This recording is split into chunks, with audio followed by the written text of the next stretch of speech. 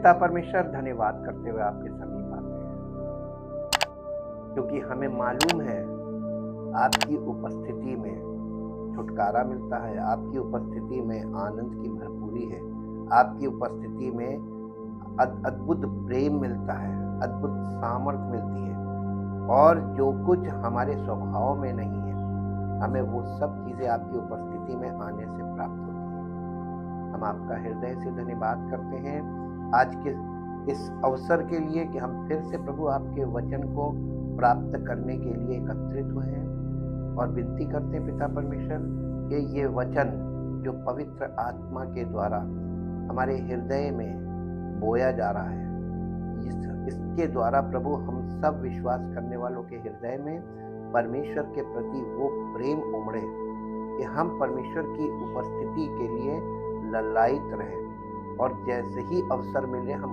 भाग कर उसकी उपस्थिति में आए, ताकि प्रभु आपके अद्भुत आश्चर्य कर्मों के द्वारा, उन सामर्थ्य के कामों के द्वारा जो आप हमारे जीवन में हर समय करते रहते हैं, उसके लिए धन्यवाद करा जाए, और आपके कृतज्ञता को, आपके प्रति कृतज्ञता को प्रकट करने के लिए आपकी उपस्थिति में भाग कर आना और उपस्थित होना, ये एक हमारे लिए सुअवसर होता है कि हमारा परमेश्वर हमारे लिए कितने महान काम करता है।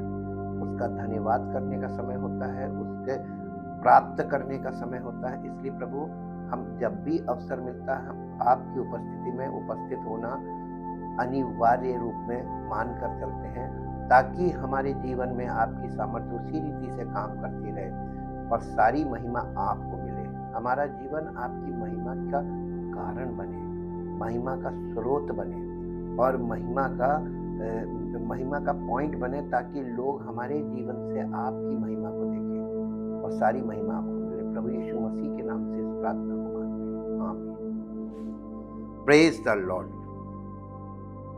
हम फिर से अपने अध्ययन में, हमने कल जो बात बताई थी कि अक्सर आज के युग में, इस आधुनिक युग में, मसीही कलीसियाओं में, उनकी शिक्षाओं में एक बात काम करती है, एक सिद्धांत काम करता है। उन सब लोगों का ये मानना है कि जो लोग प्रभु यीशु मसीह पर विश्वास करते हैं वो व्यवस्था विहीन हो गए या व्यवस्था रहित हो गए, जबकि ऐसा संभव ही नहीं है। आज के विषय में जब हम लोग अध्ययन करेंगे, चिंतन मनन करेंगे, तब पता चल जाएगा कि क्यों व्यवस्था दी गई और व्यवस्था का महत्व क्या है। What is the importance of the law of God? सबसे पहले और सरल करते हुए आपको ये बता दें कि जो 10 आज्ञा हैं वो परमेश्वर की व्यवस्था है, परमेश्वर का चरित्र है, और उसकी इच्छा और भावना को प्रकट करता है, जो कोई कंप्लीट नहीं कर सकता। The high standard of nature, 10 commandments, 10 आज्ञाएं परमेश्वर के चरित्र को और उस स्वभाव को दिखाती हैं, और परमेश्वर ने मनुष्य को अपने समान बनाया और अपने स्वरूप में बनाया, ताकि मनुष्य के जीवन से वो चरित्र जो 10 आज्ञाओं में पाया जाता है, उसके द्वारा मनुष्यों में परमेश्वर के संतानों की या परमेश्वर के पुत्र और पुत्रियों की पहचान हो सके। तो व्यवस्था एक काम और करती है। व्यवस्था के द्वारा एक मसीही की पहचान होती है, एक सच्चे मसीही की पहचान होती है। The importance of the law बता रहे हैं। 10 आज्ञाओं को, जो बहुत हाई स्टैंडर्ड थी, जिसे कोई कभी भी कंप्लीट नहीं कर सकता था, उसे इंटरप्रेट करने के लिए मूसा की व्यवस्था दी गई। To interpret the 10 commandments and how people reach through the 10 commandment, यानी उन 10 आज्ञाओं तक मनुष्य कैसे पहुंच सकता है, इसको इंटरप्रेट करती है मूसा की व्यवस्था। मूसा की व्यवस्था को किसने पूरा कर दिया?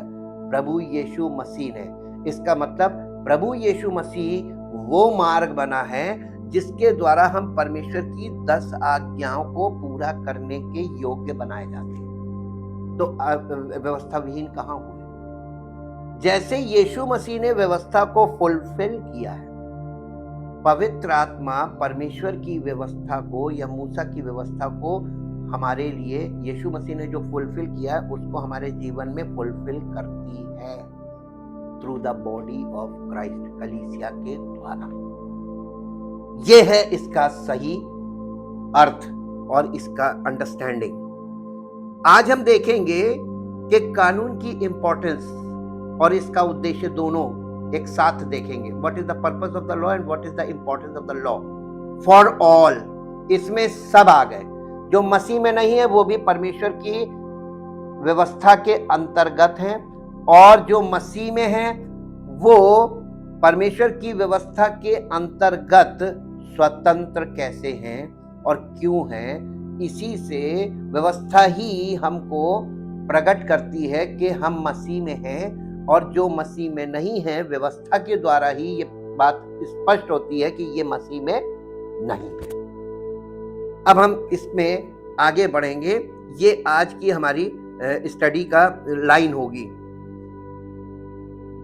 गलातियों की पत्री में हम आज देखेंगे, यहाँ पर एक बड़ा भावपूर्ण विषय है कि और यहाँ पर वो बहुत तकनीकी भी, टेक्निकल भी बहुत है, और इसलिए हम आज इसमें 3 प्रश्न देखेंगे। और ये आपको मिलेगा गलातियों की पत्री 3 अध्याय 19 पद से 19, 20, 21 पद। मेरे ख्याल से गलातियों में तब फिर व्यवस्था क्यों दी गई? वो तो अपराधों के कारण बाद में दी गई कि उस वंश के आने तक रहे जिसकी प्रतिज्ञा दी गई थी, और वो स्वर्गदूतों के द्वारा एक मध्यस्थ के हाथ ठहराई गई। अब ये टेक्निकल आ गया, यहाँ पे टेक्निकल है। आपने बाइबल को बहुत प्रचारकों को सुना होगा, लेकिन आपने कभी भी सुलझी परमेश्वर के वचन को सुलझा हुआ रूप में कभी प्राप्त नहीं होगा। बिना पवित्र आत्मा के पॉसिबल है नहीं। भाव यानी भावनाओं से भरा प्रचार दुनिया में सब कर सकते हैं, एवरीबॉडी, लेकिन सामर्थ्य और सच्चाई से भरा प्रचार बिना पवित्र आत्मा के पॉसिबल नहीं है, जो आज दुर्लभ हो चुका है। यहाँ पर जो बात लिखी है कि परंतु मध्यस्थ तो एक का नहीं होता, परंतु परमेश्वर एक ही है। ये जो यहाँ पर 3 बातें दी गई हैं कि तब फिर व्यवस्था क्यों दी गई, ठीक। उसके बाद वो तो अपराधों के कारण बाद में दी गई कि उस वंश के आने तक रहे जिसको प्रतिज्ञा दी गई थी, और वो स्वर्गदूतों के द्वारा एक मध्यस्थ के हाथ ठहराई गई। और फिर तीसरी बात है, मध्यस्थ तो एक का नहीं होता परंतु परमेश्वर एक ही है। अब ये 3 बातें हैं, और इन 3 बातों को, इनमें 3 प्रश्न निकलते हैं कि व्यवस्था क्या है, फिर व्यवस्था का उद्देश्य क्या है, और फिर व्यवस्था के उद्देश्य को समझना हमें ईश्वर के बारे में सोचने की ओर कैसे प्रेरित करता है। जब आप व्यवस्था पर मन लगाते हैं और बड़े मन से उसको समझते हैं, ध्यान लगाते हैं उस पर, तो क्या होता है मालूम है? तब आप परमेश्वर की ओर, परमेश्वर के बारे में सोचने के लिए प्रेरित हो जाते हैं कि ये परमेश्वर कौन है, परमेश्वर कैसा है। क्योंकि डायरेक्ट किसी को ये कहना कि तुम परमेश्वर को नहीं जानते, तो उसे लगेगा कि हम पर इल्जाम लगा रहा है कि हम परमेश्वर को नहीं जानते, क्योंकि सब अपना अपना ईश्वर बना के बैठे हुए हैं, सब अपनी अपनी आराधना कर रहे हैं। ये लॉलेसनेस तो है ही है। तो इस लॉलेसनेस में लॉ का इंपॉर्टेंस क्या है और उसका पर्पस क्या है, ये आपको समझ में आने लगेगा। सबसे पहले हम देखेंगे कि परमेश्वर की व्यवस्था का उद्देश्य क्या था, हमारे पापों को प्रकट करना और एक उद्धारकर्ता की हमारी आवश्यकता को उजागर करना। What is the purpose of the law? व्यवस्था का क्या उद्देश्य था? एक के हमारे पापों को प्रकट करना। तो व्यवस्था सबसे पहले क्या काम करती है? हमारे पापों को प्रकट करती है। जब तक कोई व्यक्ति व्यवस्था को अंडरस्टैंड नहीं करता, तो तब तक वो अपने पापों से कभी भी अवेयर नहीं होगा। उसको पता ही नहीं चलेगा कि मैं पापी हूं और मैं क्या ऐसा कर रहा हूं जो पाप है। आप अपने सब विचारों को अच्छा कहते हैं, अक्सर आपने देखा होगा लोग कहते हैं हम किसी के बारे में कोई बुरा विचार नहीं करते, तो परमेश्वर आपसे ये कहता ही नहीं कि तुम बुरा सोचते हो, लेकिन तुम बुरा करते क्यों हो? जब सोचते नहीं हो तो करते क्यों? यही तो कल हमने देखा था, पौलुस क्या कह रहा था, जो हम नहीं चाहते हैं वो हमसे हो जाता है, और जो हम चाहते हैं वो हम नहीं कर पाते। क्यों ऐसा है? यही तो इस बात को, आप किसी को गाली नहीं देना चाहते तो फिर आप गाली दे क्यों रहे? आप किसी से झगड़ा नहीं करना मांगते, फिर आप झगड़ा कर क्यों रहे? कौन करवा रहा है? कौन आपको अंदर से उकसाता है कि ये करो, जबकि परमेश्वर ने मना किया ये नहीं करना है। परमेश्वर के स्टैंडर्ड्स पे अगर हम 10 कमांडमेंट में जाकर देखें तो वहां परमेश्वर कहता है परमेश्वर से प्रेम करो। 10 आज्ञाएं 2 आज्ञाओं में कन्वर्ट हो गई। अपने परमेश्वर से अपने सारे मन, सारी बुद्धि, सारी शक्ति से प्रेम करना, और इसी के संबंध से अपने पड़ोसी से। पड़ोसी इधर भी और इधर भी है, दोनों side the sign of the cross बनता है। आपका परमेश्वर के साथ सही संबंध और आपका मनुष्यों पे सही संबंध, तो ये बिना प्रेम के संभव नहीं है। तो इसका मतलब 10 आज्ञाएं उस प्रेम को प्रकट कर रही हैं जो मनुष्य रख नहीं पाता है। किसी न किसी पर वो भड़कता है, किसी न किसी से वो दुर्व्यवहार करता है। परमेश्वर ये चीज पसंद नहीं करता है। ये आपके चरित्र में वो दाग है कि आप कितने भी अच्छे हों, लेकिन अगर कभी कोई व्यक्ति आपके व्यवहार को, जब आप गुस्से में हो, वो व्यवहार देख ले तो वो आपसे कभी रिलेशन नहीं रखेगा। तो ये क्या दिखा रहा है? तुम कितने भी अच्छे हो, लेकिन तुम्हारे स्वभाव में एक समस्या चल रही है, because of sin and because of fall. ये पाप और पतन के कारण है। ये कहां से प्रकट होता है? व्यवस्था का अध्ययन करेंगे जब जाएंगे ना, तब व्यवस्था आपको दिखाएगी तुम गलत हो, तुम गलत हो। लेकिन अब इसका उल्टा करिए, जो मसीह में है वो नई सृष्टि। इसका मतलब मसीह में जो लोग, वही लोग हैं जो इन सब प्रवृत्तियों से, इस तरह के नेचर से छूट गए। तो जो लोग पूरी तरीके से इन चीजों से छूट जाते हैं, उनके जीवन में मालूम है एक ही चीज दिखती है, पवित्र आत्मा के फल। पवित्र आत्मा का फल क्या है? निस्वार्थ प्रेम। और जब प्रेम होगा ना तो धीरज भी होगा। अगर प्रेम होगा तो अनुग्रह भी होगा आपके अंदर विश्वास भी होगा आपके अंदर। वहां पे जितनी चीजें लिखी वो सब सेल्फ कंट्रोल तक आ जाएगा। अगर आप परमेश्वर से बहुत प्यार करते हैं तो आपके लिए ये बात साबित कर रहा एक मनुष्य के रूप में इसका दूसरा पहलू ये है कि अपने जो जिन लोगों के बीच में हैं हम उनसे वैसे ही प्रेम करें जैसा परमेश्वर ने हमसे प्रेम किया। परमेश्वर ने हमसे कैसा प्रेम किया? अपने पुत्र को जो निष्पाप था, उसे हमारे पापों के लिए बलिदान कर।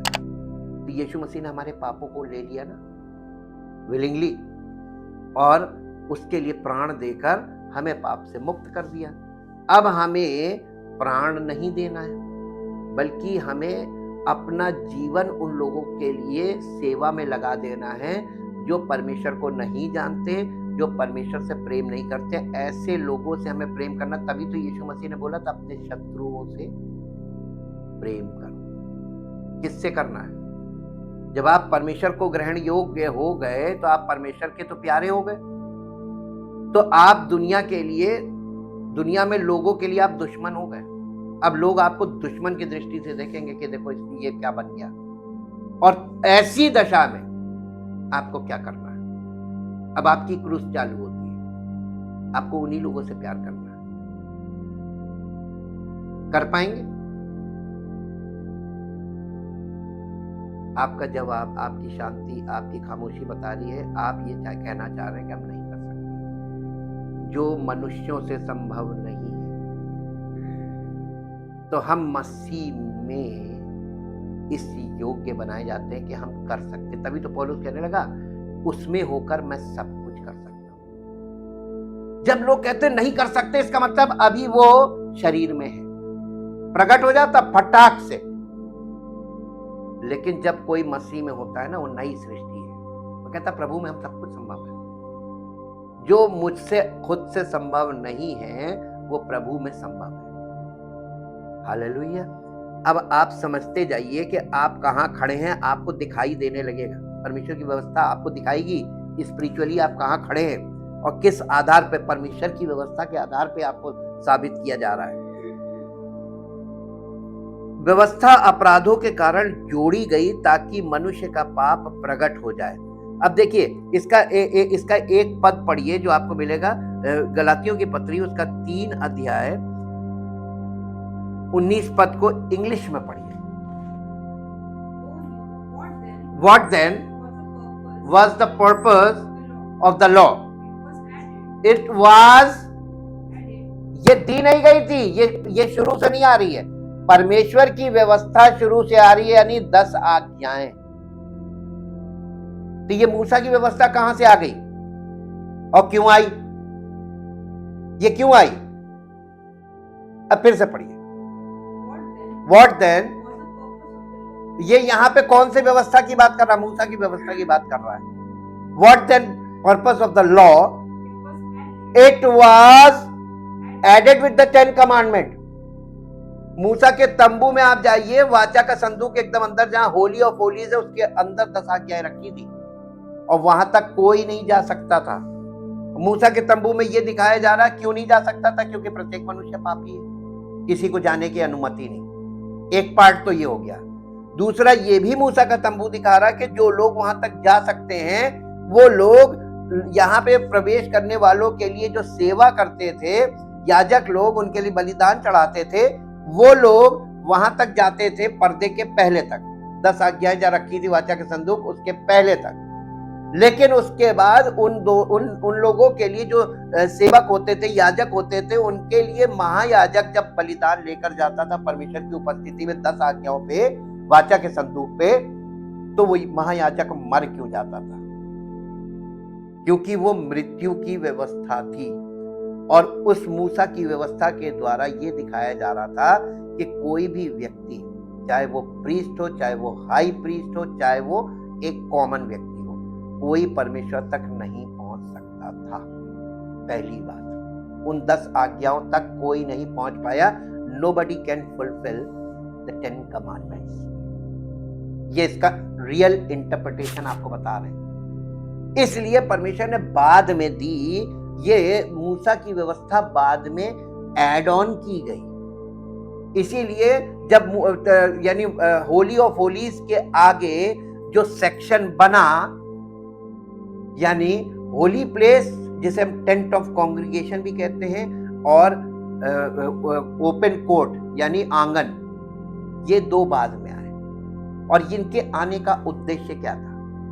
Added later on after the promise to disclose and expose to men their guilt because of transgression। ये एक ऐसा वर्ड, अब टेक्निकल से आ गया। देखिए, कानून में अगर टेक्निकलिटी नहीं है तभी तो कोई व्यक्ति टेक्निकल है कानून, और टेक्निकलिटी के कारण लोग कानून के पहलुओं को समझ नहीं पाते। एक आम आदमी आज भी अपने लैंड का कानून नहीं समझ पाया, इसीलिए वो जब गलती करता है ना तो वो एक वकील ढूंढता है, और वकील के भी अलग अलग लेवल होते हैं। अगर ढंग का वकील मिल गया और ढंग की सलाह मिल गई तो वो अपनी बात वहां तक पहुंचाता है।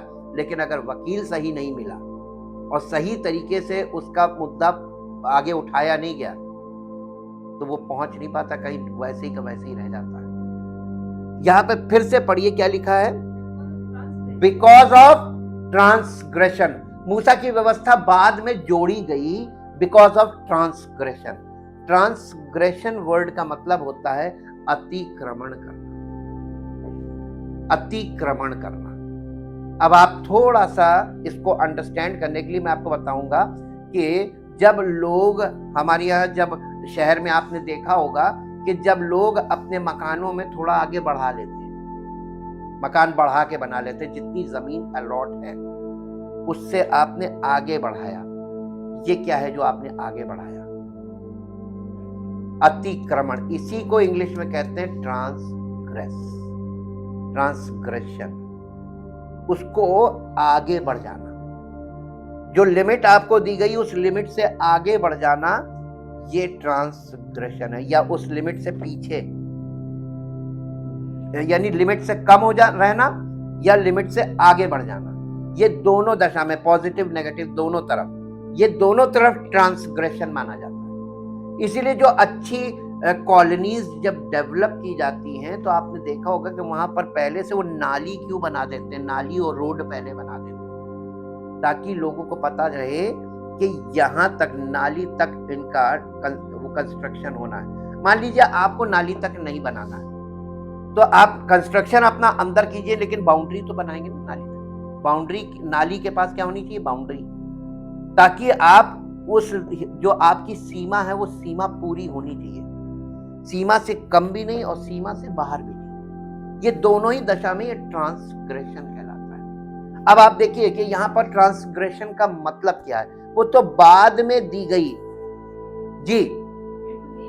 And to make man more conscious of the sinfulness of sin and, बस देखिए ये ट्रांसग्रेशन जो होता है ना, ये ट्रांसग्रेशन के कारण अतिक्रमण करने लगे लोग, इसके कारण मूसा की व्यवस्था दी गई। पहली बात तो इतनी समझिए, छोटे छोटे टुकड़ों में समझेंगे। अब आप ये देखिए कि लोग ये कैसे करते, ओवर स्टेप कैसे होते हैं इन द लॉ। आप नैतिक नियम जाके देखिए, परमेश्वर की व्यवस्था के 10 आज्ञाओं का जो सारांश है उसको रख के देखिए, पर अपने प्रभु अपने परमेश्वर से अपने सारे मन, सारी बुद्धि, सारी शक्ति से प्रेम रखना और अपने पड़ोसियों से अपने समान प्रेम रखना। अब यहाँ पर आ गया प्रेम। प्रेम में आपको मालूम है इसमें एनक्रोचमेंट लोग कैसे करते हैं, भावनाएं देखिए।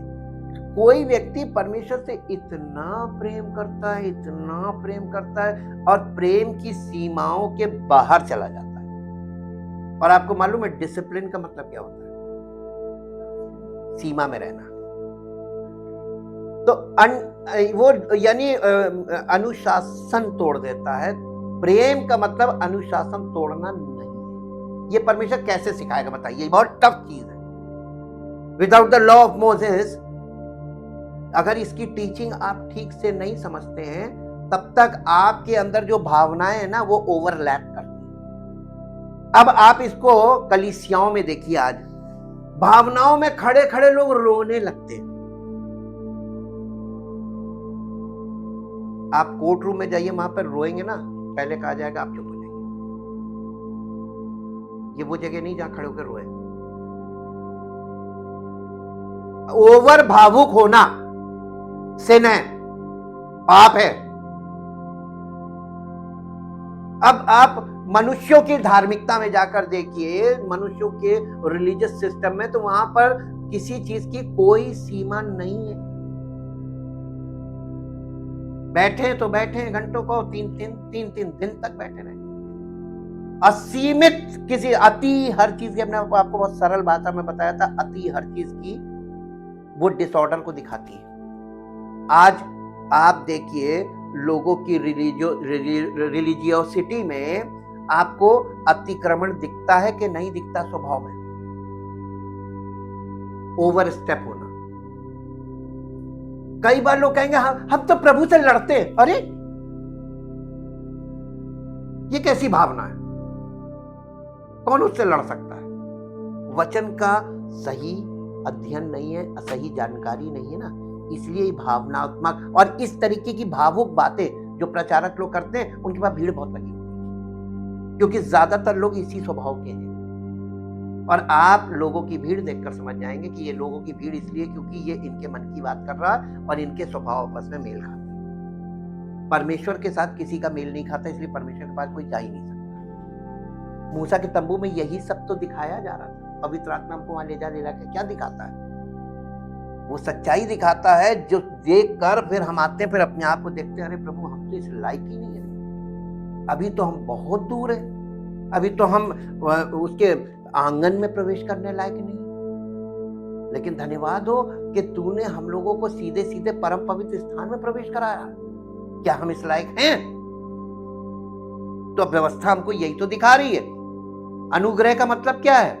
अनुग्रह का मतलब ये unmerited favour, you are unqualified.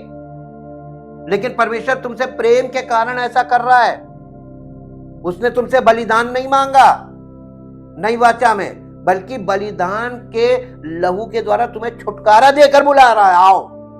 और तब लोग मसीह में भागते हैं, तब लोग मसीह से भाग रहे हैं, जबकि वो तो सब कुछ करके बुला रहा है। और लोग वचन को अच्छी तरीके से जब देखिए, दो बातें हैं जिनको समझ में आने लगता है और जो ये देख लेते हैं कि अब ये मेरे लिए टफ है क्योंकि सरेंडर करना पड़ेगा, वो भाग जाएंगे। और वो लोग जिनकी समझ में नहीं आ रहा है और उनको अब टफ लगने लगे क्योंकि यहाँ पार्टिसिपेशन की बात हो रही है, वो भी भाग जाएंगे। केवल वही लोग बने रहेंगे जो कहते हैं करने वाला तो प्रभु सब कुछ करेगा, और समर्पण करते हैं, प्रभु तेरी मर्जी पूरी हो। वही लोग बने रहेंगे कलीसिया में, और उन्हीं के जीवन में प्रभु अपनी महिमा प्रकट करेगा। ये सिद्धांत हमको इसी से देखने को मिलता है। इससे पहले कि हम आगे बढ़े, ये स्पष्ट करना आवश्यक होगा कि ये कौन सा कानून है जिसके बारे में हम बात कर रहे हैं कि ये कब बाद में जोड़ा गया। ये कानून क्या है? ये पहली 5 पुस्तकों को संदर्भित करता है। The first 5 book of the Bible is called Pentateuch in English, और ये उसको कह रहा है कि ये बाद में ये जोड़ा गया। ये पहली 5 पुस्तकों को संदर्भित करता है, और परमेश्वर ने अपने लोगों से संवाद करने के लिए मूसा को ये निर्देश और आदेश दिए। इन 5 पुस्तकों को आमतौर पर पेंटाट्यूक कहते हैं, और ग्रीक में इसका शाब्दिक अर्थ है 5 स्क्रॉल, और ये मूसा के द्वारा लिखे गए थे, और ये बहुत इंपॉर्टेंट है। और यहूदी लोग इसे तोरा बोलते हैं, और ये इसलिए दिए गए ताकि इजराइल को परमेश्वर के लिए एक पवित्र राष्ट्र के रूप में अलग किया जा सके। पौलुस हमें बताता है कि कानून अच्छा और पवित्र है, रोमियो 7 अध्याय के 12 पद में, लेकिन ये एक मानक भी था जिसे मनुष्य प्राप्त नहीं कर सकते थे। कानून को इजराइल के लोगों से पूर्ण आज्ञाकारिता की आवश्यकता थी, यानी ये जो आज्ञाएं दी है, ये व्यवस्था दी थी, इसे पूरी तरीके से आपको पूरा करना था। अब बताइए, किसी ने पुराने नियम के किसी जमाने में किसी ना प्रीस्ट ने, ना हाई प्रीस्ट ने, ना आम लोगों ने किसी ने पूरा किया? जब कोई नहीं कर पाया, तब परमेश्वर को मालूम चल गया कि ये मनुष्य के बस की बात नहीं है, क्योंकि मनुष्य पापी और पतन की अवस्था में। तो एक पापी और पतित मनुष्य परमेश्वर की इस व्यवस्था को कभी भी पूरा नहीं कर सकता। ये हमको वहां जाकर पवित्र आत्मा दिखाता और सिखाता है कि मान लो कि तुम नहीं कर पाओगे। क्या आजकल के मसीही विश्वासी इस सच्चाई के बिना अपने आप को धर्मी घोषित कर रहे हैं? सेल्फ राइचियसनेस का मतलब क्या? खुद को धर्मी घोषित करना। आज सारी दुनिया में सारे रिलीजन क्या कर रहे हैं? अपने आप को धर्मी कह रहे हैं कि नहीं कह रहे हैं? सेल्फ राइचियसनेस हो गई कि नहीं? तो इनका इसका कानून कहाँ है? किस कानून के आधार पर ये अपने आप को धर्मी घोषित कर रहे हैं? भावनाओं पे? अत्यधिक भावुक होना पाप है।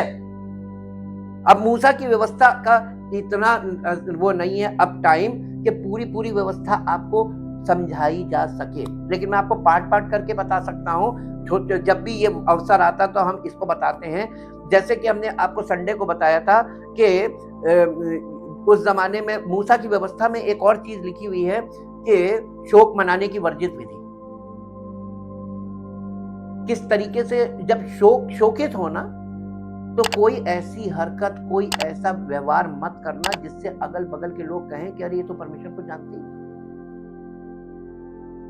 सर पटकने लगना, छाती पीटने लगना, खूब जोर से दहाड़े मार के रोने लगे, सब चीजें आउट ऑफ कंट्रोल दिखेंगी आपको। उस समय ऐसी बातें लोग करने लगेंगे, ऐसी बातें कि पूछो नहीं। कुछ लोग उस व्यक्ति को जो मृतक है उसको बड़ा धर्मी मानेंगे, बहुत अच्छा था। कुछ लोग उसकी बुराई करेंगे, मेरे साथ कैसे? 2 तरह की भीड़ होगी वहां, मिली जुली 2 तरह की प्रतिक्रियाएं चलेंगी। तो परमेश्वर, वो मूसा के कानून में यही बताया गया था कि ये मृत्यु सबके लिए है, और मृत्यु को आदर देना, मृतक शव को आदर देना। तो खैर आदर लोग करते हैं, लेकिन उस समय उसके बारे में जो बोल रहे होते हैं ये नहीं सोचते कि वो सुन रहा है, और एक दिन तुमको भी इसी दशा में जाना है। जो जन्म लेता है वो एक दिन मरेगा जरूर। तो अमर बूटी पहन के कोई नहीं आया, पी के कोई नहीं आया। दूसरी बात कि मृत्यु एक सच्चाई है, ये भी सीखना है। मृत्यु के समय लोग ऐसा, अरे हम एक फ्यूनरल देने गए, यही लखनऊ की बात है, एक फ्यूनरल देने गए, उस फ्यूनरल में उनके नाना का फ्यूनरल था और उनका नाती कब्र में कूद गया बॉक्स उतरने से पहले। ये ट्रांसग्रेशन है, यही है अतिक्रमण, काबू ना होना। और जैसे ही फ्यूनरल खत्म हो उसके बाद देखिए वो हा ठी ठी ठी ठी सब लोग ऐसे करते हैं। हम लोग ये इन सब ये भावुक समयों को हम लोग डील करते हैं, इसलिए हम लोगों को बहुत अच्छी जगह मानो कि डिसिप्लिन में इसमें डील होना है, और हम लोग बहुत डिसिप्लिन के साथ पसंद करते हैं करना। और आप संसार के लोगों को देख लीजिए, वहां तो कोई डिसिप्लिन है ही नहीं। ऐसे ही मूसा की व्यवस्था में ये भी लिखा हुआ था वहां पे कि साफ सफाई कैसे रखना है, आपको क्या चीज नहीं खानी, क्या चीज खानी, खाने के नियम तक दिए हुए, ताकि लोगों का जीवन शैली जो है वो हेल्दी हो। और जब आप अच्छी तरीके से साफ सुथरे रहेंगे, हेल्दी रहेंगे, और आप आसपास के लोगों के साथ भी हेल्दी रिलेशनशिप रखेंगे, तब एक समाज आएगा जैसा समाज परमेश्वर चाहता है। परमेश्वर जातिवाद को नहीं लेकर चल रहा है, मनुष्य जाति को लेकर चल रहा है। और ये चीज आज तो बहुत भयानक स्टेज में चली गई, क्योंकि सबके अपने अपने ईश्वर हैं, अपनी अपनी विचारधारा, अपनी अपनी भावनाएं, कल्पनाएं, इच्छाएं, ये अनलिमिटेड हैं कि नहीं है। जब आप मूसा की व्यवस्था के द्वारा परमेश्वर आपकी भावनाओं, कल्पनाओं और इच्छाओं को जो अनलिमिटेड है उनको लिमिट में लाने का काम करता है। और जब तक ये लिमिट में आएंगी नहीं तब तक आप मसीह में है ही नहीं। मसीह में होने का मतलब ये सब चीजें आपकी लिमिट में आ जाए, कंट्रोल। कानून का काम क्या है? कंट्रोल, नियंत्रण। अब आप बताइए, कोई कानून के बिना कोई देश सही हो सकता है? लॉलेसनेस नहीं है, तो मसीह में कैसे लॉलेसनेस हो सकती है? परमेश्वर की नियंत्रण में हमारा जीवन, यह है अनुग्रह का जीवन, इसलिए उसने अनुग्रह किया था। और यहाँ पर हम लोग को ये चीज देखने को मिलती है। और इजराइल के लोगों में से पूर्ण आज्ञाकारिता की आवश्यकता थी परमेश्वर को, इसलिए उनको दिखाया था। कानून में जीवन देने की कोई शक्ति नहीं है, इसलिए नहीं दिया था कि जीवन देगा। जीवन कैसा हो इसके लिए दिया था। गलातियों की पत्री 3 अध्याय इसका 18 पद पढ़िए। क्योंकि यदि मीरास व्यवस्था से मिली है तो फिर प्रतिज्ञा से नहीं, परंतु परमेश्वर ने अब्राहम को क्या चीज? मिरास। मिरास का मतलब ब्लेसिंग। परमेश्वर ने अब्राहम को ब्लेसिंग कैसे दी थी? व्यवस्था के द्वारा, या उसने उससे वायदा किया था प्रॉमिस के द्वारा? तो परमेश्वर ने अब्राहम से कहा था, मैं तुझसे एक बड़ी जाति बनाऊंगा, तेरे वंश के द्वारा पृथ्वी के सारे कुल के लोग आशीष पाएंगे। ये ब्लेसिंग, और ये ब्लेसिंग परमेश्वर ने दी थी। उस समय व्यवस्था 10 आज्ञाएं थी, अंडरग्राउंड चल रही उत्पत्ति से, लेकिन उस समय ये मूसा की व्यवस्था नहीं थी। वही पौलुस यहाँ पर स्पष्ट कर रहा है, तब फिर व्यवस्था क्यों दी गई? कौन सी? मूसा की व्यवस्था। ये वो तो बाद में अपराधों के कारण बाद में दी गई कि उस वंश के आने तक रहे जिसकी प्रतिज्ञा की गई थी। वो कौन है वंश? अब्राहम को जो आशीर्वाद दिया था कि तुझ में सारे कुल के लोग, पृथ्वी के सारे कुल के लोग, सारी जाति के लोग तुझ में आशीष पाएंगे तेरे वंश पे। वो वंश कौन है? कौन है? प्रभु यीशु मसीह। उसके द्वारा, इसका मतलब परमेश्वर ये दिखा रहा है। आप बाइबल का अध्ययन करेंगे तो बाइबल घुमा के आपको यीशु मसीह के सामने खड़ा कर देगा, यही उद्धार करता है।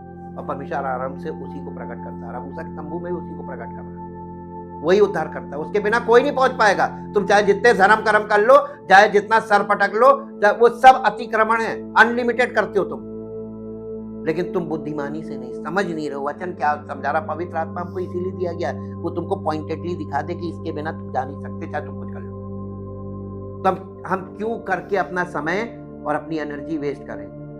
सब कुछ करके हम सीधे सीधे उसी के संपर्क में ना चले जाएं, उसको सरेंडर ना कर दें जो हमें पार लगा दे।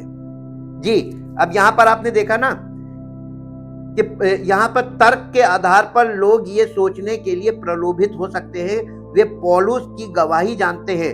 कोई अन्य सुसमाचार नहीं है जिसे कानून उचित नहीं ठहरा सकता। तो परमेश्वर ने इजराइल के लोगों को कानून क्यों दिया? इसका उद्देश्य क्या था? यह मुख्य प्रश्न था जिसका उत्तर पौलुस ने गलातियों को लिखे अपने पत्र के इस भाग में चाहा था। और 19 अध्याय में कानून के बारे में कुछ बातें बताता है, व्यवस्था के बारे में। ये हमें बताता है कि कानून क्यों दिया गया, कब दिया गया और कैसे दिया गया। ये कानून क्यों दिया गया? इसे अपराधों के कारण जोड़ा गया। ये जो मूसा की व्यवस्था है इसकी बात कर रहा है। इसे अपराधों के कारण जोड़ा गया। अतिक्रमण का अर्थ है किसी सीमा का अतिक्रमण करना या उससे आगे बढ़ना, और किसी कानून, आदेश या नैतिक संहिता का उल्लंघन करना। इसलिए उल्लंघन का तात्पर्य इस मानक के विरुद्ध जाने के कार्य से है। आप अपने विरुद्ध अपराध नहीं कर सकते, लेकिन ये किसी के विरुद्ध होना चाहिए। यदि हम इसे बाइबल पर लागू करते हैं तो इसका अर्थ पाप करना है, और ये ईश्वर के कानून के विरुद्ध निर्देशित है। तो क्या कानून पहले आया या उल्लंघन हुआ? रोमियो की पत्री 3 अध्याय उसका 20 पद। रोमियो की पत्री 3 अध्याय 20 पद। यहां पर कंपैरेटिव पढ़ना पड़ेगा, 2 पद पढ़ने पड़ेंगे कंपेयर करने के लिए, क्योंकि व्यवस्था के कामों से कोई प्राणी उसके सामने धर्मी नहीं ठहरेगा, इसलिए कि व्यवस्था के द्वारा।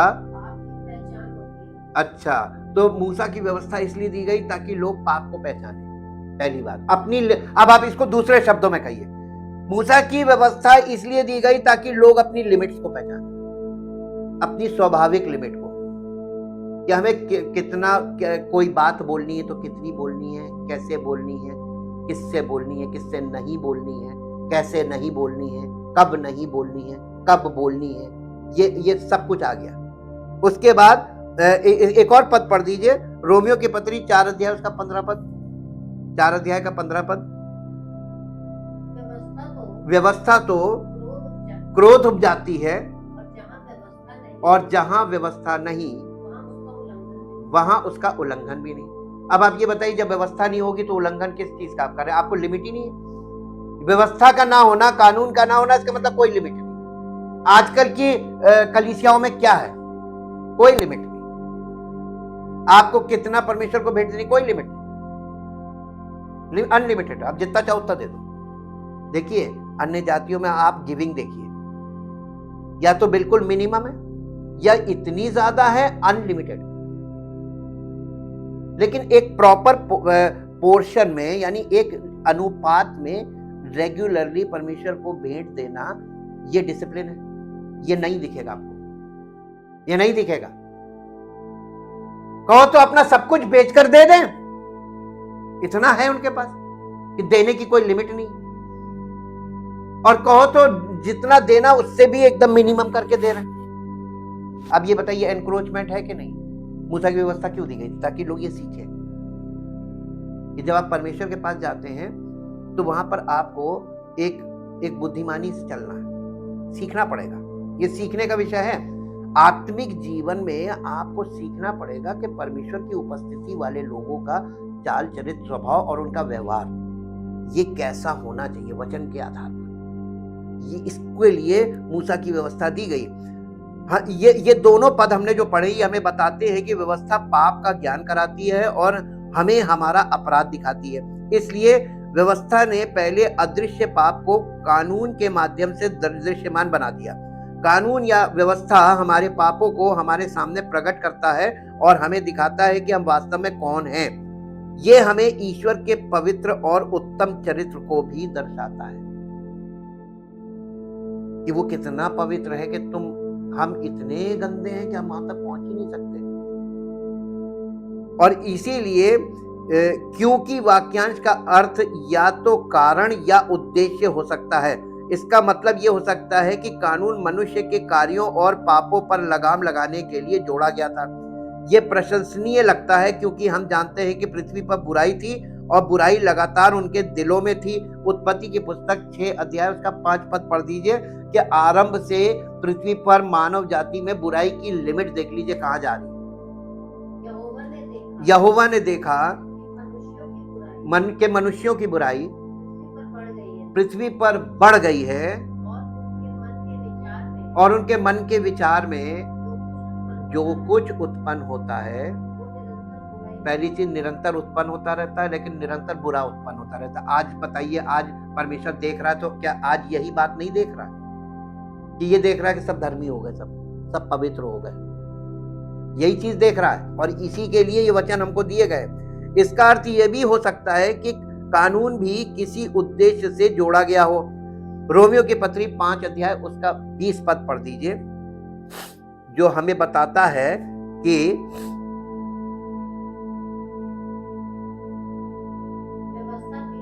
व्यवस्था बीच में आ गई कि अपराध बहुत हो, परंतु जहां पाप बहुत हुआ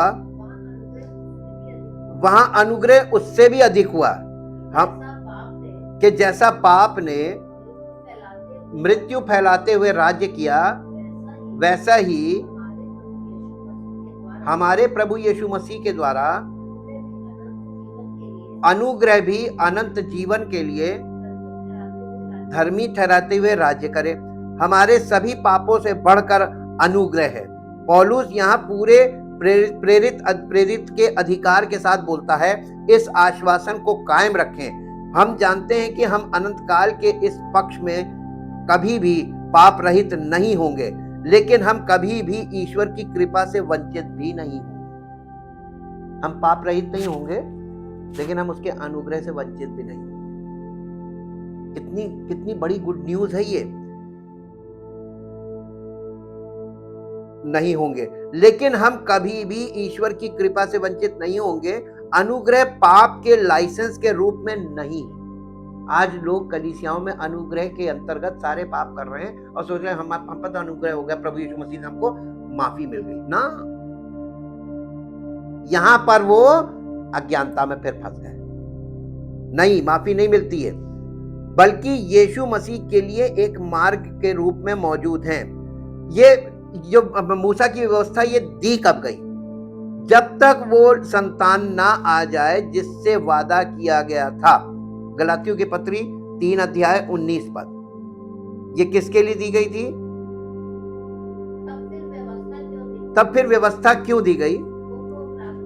वो तो अपराधों के कारण बाद में दी गई या जोड़ी गई कि उस वंश के आने तक रहे जिसको प्रतिज्ञा। तो ये प्रतिज्ञाएं जो अब्राहम से परमेश्वर ने की थी, वो किसके विषय में की थी? प्रभु यीशु मसीह के विषय में। और प्रभु यीशु मसीह जब आ गए, तब तक का इसका टाइम था मूसा की व्यवस्था का। देखिए, साफ साफ बाइबल आपको पवित्र आत्मा दिखा रहा है कि इसकी टाइमिंग थी और अपने टाइम पर पूरा हुआ। यीशु मसीह ने उसको पूरा करके कंप्लीट कर दिया।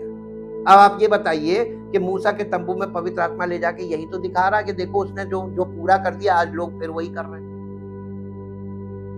जिससे सब अपने आप को धर्मी घोषित करने का प्रयास कर रहे हैं।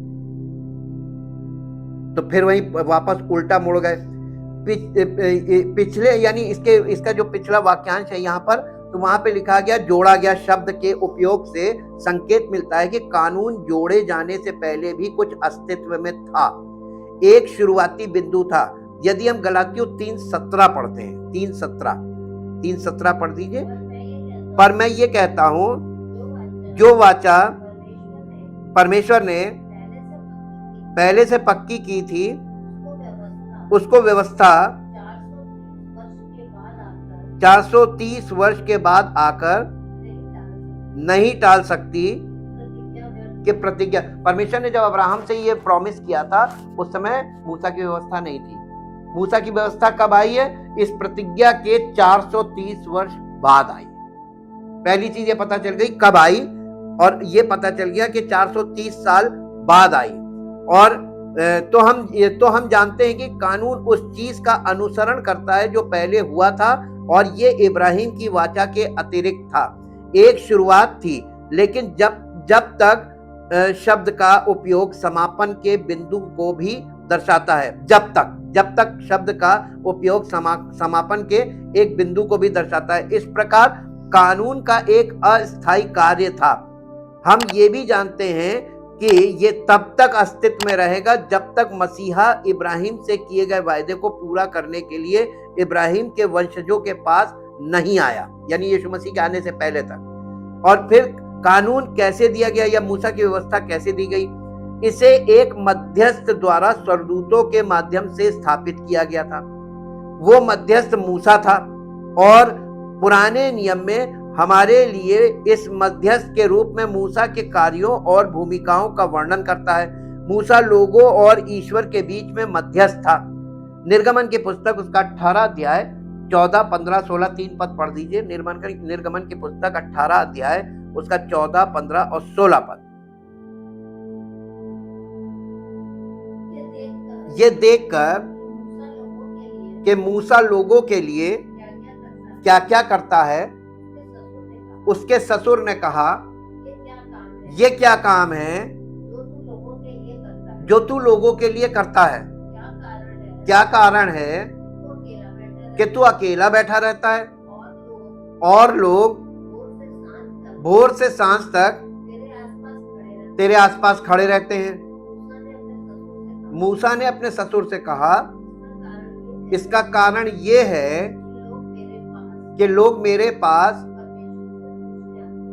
कि अब ये पूछने आते हैं कि परमेश्वर के बारे में हमें बताइए, हमारे बारे में परमेश्वर क्या कहता है। मूसा के पास आते थे लोग और इतनी भीड़ लगी रहती थी, इतनी भीड़ लगी रहती, अकेला मूसा लोगों को बताने में लगा रहता था। यानी ये परमेश्वर का अभिषिक्त व्यक्ति था, मध्यस्थ परमेश्वर और लोगों के बीच। लोग डायरेक्ट परमेश्वर तक जा रहे क्या?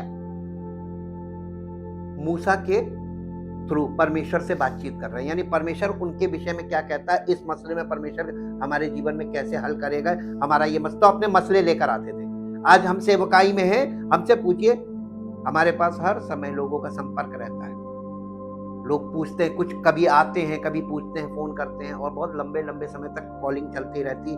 क्या यही बात जो मूसा कर रहा है यही काम है? जी, जब जब उनका कोई मुकदमा होता है या कोई मसला होता है तब तब वे मेरे पास आते हैं। देखिए यहाँ पर ये बात दिखाई जा रही है, ये क्यों दी गई। और वो जो सोने का बछड़ा है, निर्गमन 32 अध्याय में आप घर में पढ़िएगा, वहां पे सोने का बछड़ा बनाया था। सोने का बछड़ा के बाद मूसा ने ईश्वर से प्रार्थना की और वो प्रार्थना की, ये पौलुस ने कानून को लागू करने में मूसा की भूमिका का भी विशेष रूप से उल्लेख किया। गलातियों 3 अध्याय उसका 20 पद पढ़िए, 3 अध्याय का 20 पद।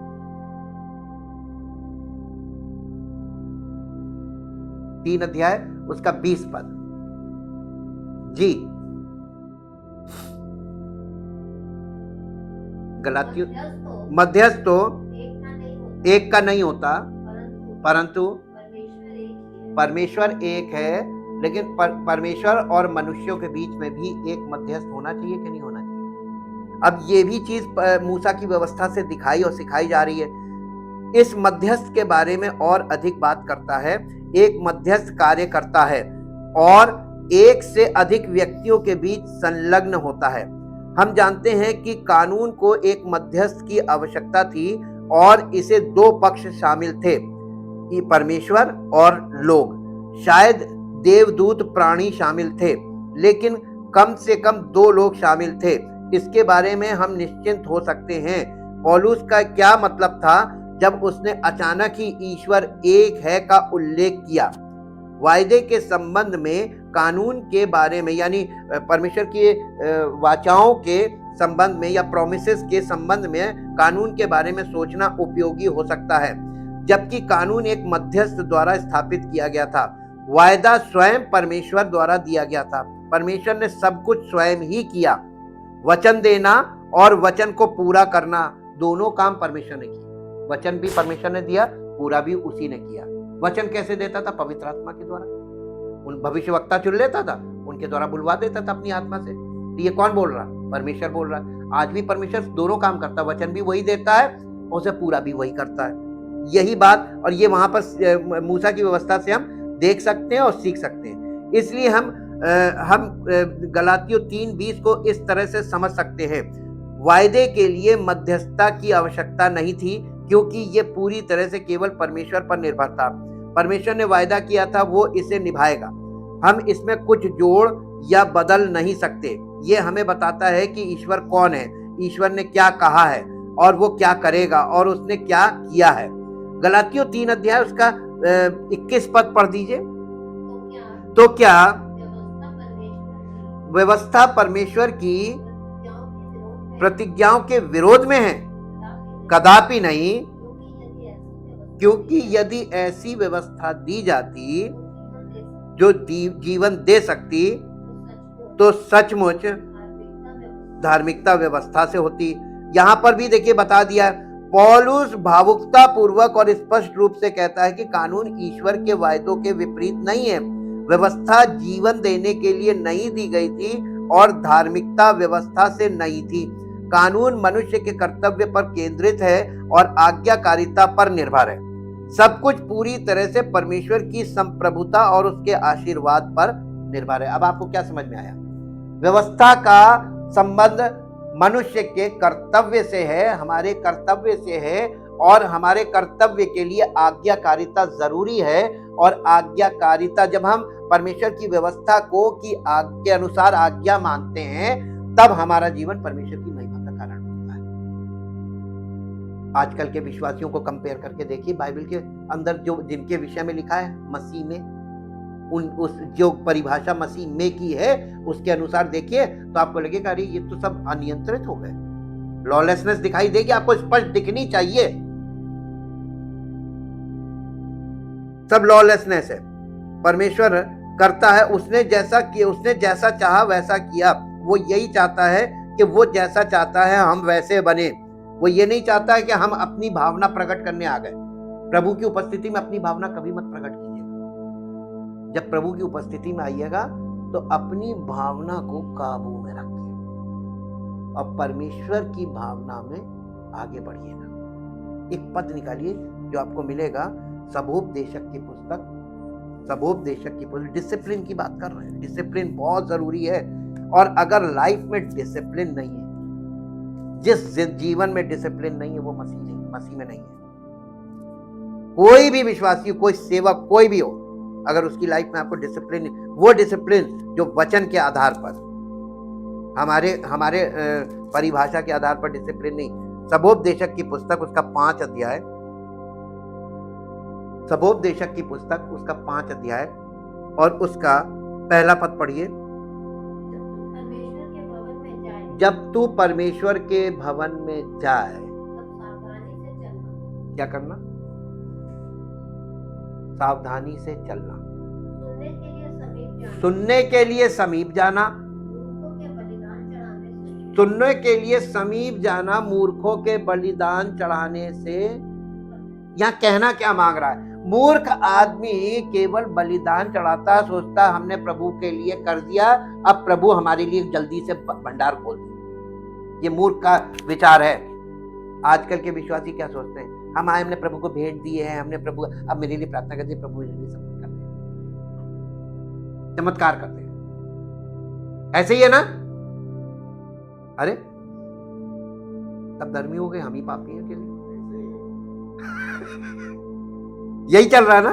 यहाँ पे क्या बताया जा रहा है? जब तू परमेश्वर की प्रेजेंस में जाए, चलने की चौकसी करना, कैसे चल रहे हो, किस उद्देश्य। देखिए आपकी चाल बताती है, या तो आप घमंड के साथ आ रहे हैं, मैं तो बहुत भेंट देने वाला हूँ। आज कलीसियाओं में जो लोग अच्छी, जो परमेश्वर को भेंट देने वाले लोग, उनके अंदर यही घमंड हम देते हैं। इसका मतलब परमेश्वर के सामने तुम ऐसे आओगे कि तुम्हारे द्वारा उसका काम चल रहा है। हाँ, ये कभी मत करना, ऐसों को सजा मिलती है। उसके बाद चलने में चौकसी करना, ये चाल चलन की बात हो गई। और सुनने के लिए समीप जाना, मूर्खों के बलिदान चढ़ाने से उत्तम है, क्योंकि वे नहीं जानते कि बुरा करते। आज के विश्वासी, मसीह विश्वासी को मालूम ही नहीं वो कहां बुराई कर रहे, क्या गलत कर रहे। उनको सब अच्छा लगता है। भावना, कल्पना, इच्छा, भावना में फंस गए। उसके बाद दूसरा लिखा है, दूसरा पद, बोलने में। परमेश्वर की उपस्थिति में जब आए तो बोलने में उतावली मत कीजिएगा। यहां पर देखिए, आप इच्छा भावना में कुछ भी बोल देंगे, परमेश्वर उसी के आधार पर आपका न्याय करने लगेगा। अब आप देखिए यहां पे अतिक्रमण, बोलने में अतिक्रमण, जरूरत से ज्यादा किसी चीज पर भावुकता को बढ़ा देना। बोलने वाले से क्या गलती होती है उपदेशकों से कि किसी भी भावनात्मक विषय पर बोलते बोलते इतना ज्यादा उसको एम्फसाइज कर देना, उसको बढ़ा देना कि पूरे बैठे लोगों में एकदम भावनाएं वो एकदम प्रकट होने लगे, सब एकदम रोने पीटने लगे। ये गलत है, ये पाप है। ये भी वही आउट ऑफ द वे चले जाना, आउट ऑफ द बाउंड्री चले जाना। बोलने में उतावली मत करना।